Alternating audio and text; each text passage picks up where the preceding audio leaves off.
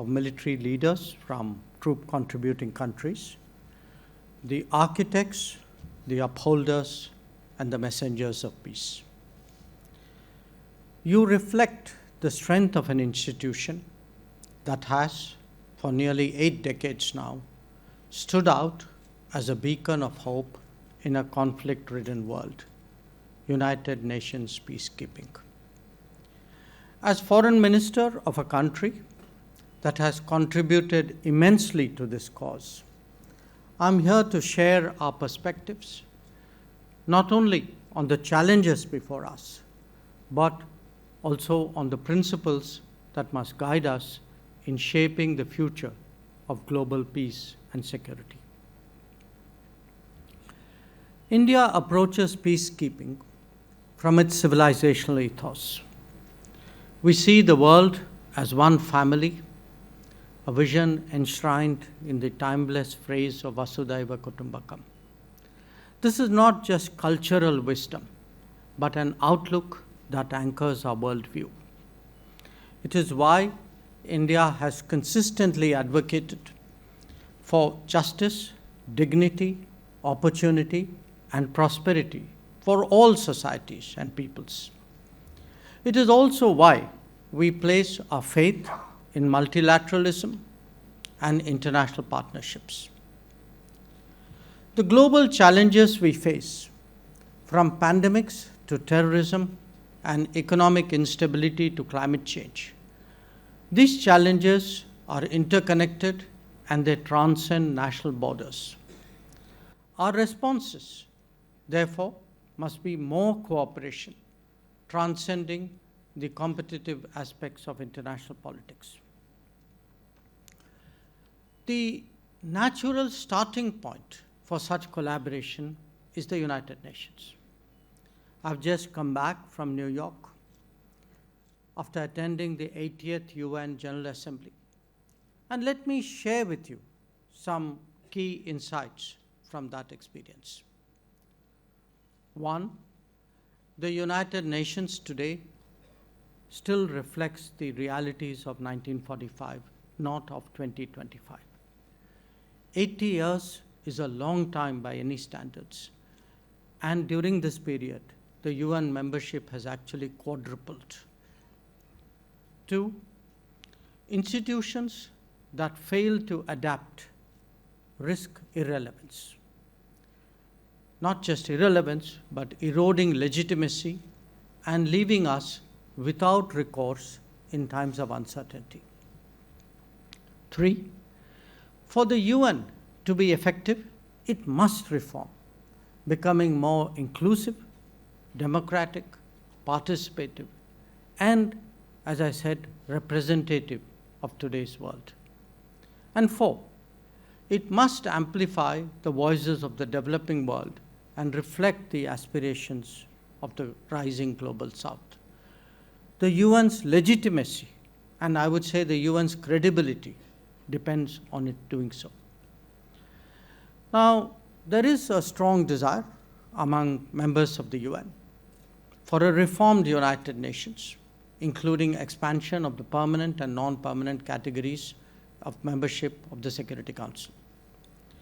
However, the process of reform itself is being used to derail that agenda. As a result, I'm sorry to say, historical injustices still continue.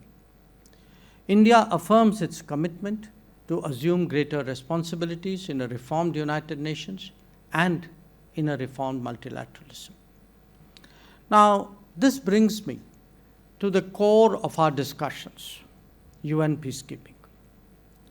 Since its inception, it has been a testament to what we can achieve when nations unite for a larger cause. Our peacekeepers have been really a powerful force for good. These brave sons and daughters put their lives on the line to protect civilians, to deliver humanitarian aid, and to support fragile peace processes. They are the real torchbearers of multilateralism. Now, let me honor today the more than 4,000 UN and 182 Indian peacekeepers who have made the ultimate sacrifice in the line of duty. They stand out as a testament to bravery, and their legacy remains a solemn call to action for all of us. We must ensure that their message lives on. Now, as you would all be aware, peacekeeping was not originally envisaged in the UN Charter. The very concept of peacekeeping has evolved over the years. Currently, it draws its mandate from the decisions of the UN Security Council. Changing geopolitical dynamics, the complexities of world affairs, and the nature of conflicts have all shaped the demands of peacekeeping. We all recognize that peacekeeping has been the flagship endeavor and the most effective instrument of the United Nations. When it comes to peacekeeping operations, allow me to flag 7 concerns for your collective consideration. 1. Troop contributing countries as well as host states must be consulted while formulating mandates of peacekeeping missions. 2. Peacekeeping can only be effective if mandates are commensurate with the resources allocated to the missions. 3. These mandates must always be realistic and always be clear. 4. The primary responsibility for protection of civilians still lies with the host state. 5. Technology and peacekeeping go hand in hand and is, in fact, a force multiplier in peacekeeping operations. As a nation that has embraced innovation, let me underline that India stands ready to be a technology demonstrator to enhance the operational capacity of peacekeeping. 6. To address the needs of strategic communication, we must strive to counter mis- and disinformation. The role of ICT is therefore very important. And 7. Paramount importance must be given to the safety and security of peacekeepers. We must always ensure that perpetrators of any attack on them must be brought to justice. Now, ladies and gentlemen, the nature of conflict has clearly changed. The clear lines of state-on-state warfare have been blurred. We often face on the ground a complex and ambiguous matrix of non-state actors, of armed groups, and of terrorist organizations. These entities operate outside the norms of international law, employ asymmetric tactics from IEDs to cyber warfare, making our work more dangerous and more unpredictable. The traditional role of a peacekeeper as a buffer between two warring states has also evolved significantly.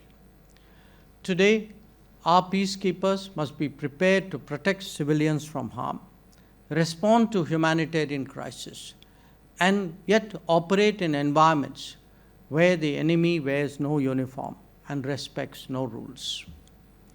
This difficult reality demands a new paradigm for peacekeeping.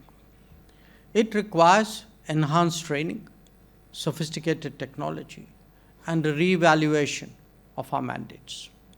We must equip peacekeepers to deal with asymmetric threats, ensure their own safety, and yet deliver on their missions. That means investing in surveillance systems, protective gear, cyber capabilities, and mission preparedness of the highest standard. It is likely that the peacekeeping budget will see headwinds. We will need to see how we can overcome this constraint while adhering to the core principles of maintenance of peace and security. This should also be an opportunity to undertake measures of making UN peacekeeping more financially and administratively rigorous, like winding down obsolete missions that have outlived their purpose. For India, participation in UN peace operations is a profound expression of our responsibility as a member state and of our belief in global commitments. Since inception, we have contributed over 300,000 troops cumulatively, making us the world's largest troop contributing country. Our peacekeepers have served and are serving with distinction and professionalism in some of the world's most challenging theaters. This includes South Sudan, Lebanon, Syria, and the DRC, amongst others. This sustained commitment stems from our conviction that peace anywhere strengthens peace everywhere. We also take great pride that we have walked the talk in our commitment towards women, peace, and security. Our women peacekeepers have demonstrated the unique impact that they have. They build trust in communities and give hope to vulnerable populations, especially women and children. We believe that it is no longer a question of whether women can do peacekeeping. Rather, it is whether peacekeeping can succeed without women. I recall that in February 2025, India hosted the first ever international conference on women peacekeepers from the Global South, bringing together women peacekeepers from 35 nations. More recently, in August this year, India hosted the UN Women Military Officers Course, which saw participation from 15 countries. I'm also glad to note that this August gathering has, over the last 2 days, deliberated on issues closely associated with and important to the maintenance of peace and security. Peacekeeping is and will remain an important instrument of the UN in this pursuit. We need to adapt and we need to change according to the times so as to make peacekeeping more effective and more resilient. This is best reached through consultations and engagement between member states as we discuss the evolving nature of the future of peacekeeping. The Global South has both a particular contribution and a particular relevance insofar as peacekeeping is concerned. Unfortunately, the maximum number of conflict zones are located there. In fact, the requirements of the Global South are themselves distinct, calling for unique, regional, and even local solutions. This is why conferences of this type are valuable in engaging on a single platform in the search for optimal solutions. India has always stood with our brothers and sisters of the Global South and will continue to help with our expertise and long-standing experience across all domains, including in peacekeeping. Let us therefore commit to working together, collectively, constructively, and by consensus, to shaping a renewed vision of peacekeeping, one that honors the sacrifices of the past, that adapts to the challenges of the present, and that commits to the promise of the future. I thank you for your attention. If you like this video, then like, share, and subscribe to Mirror Now.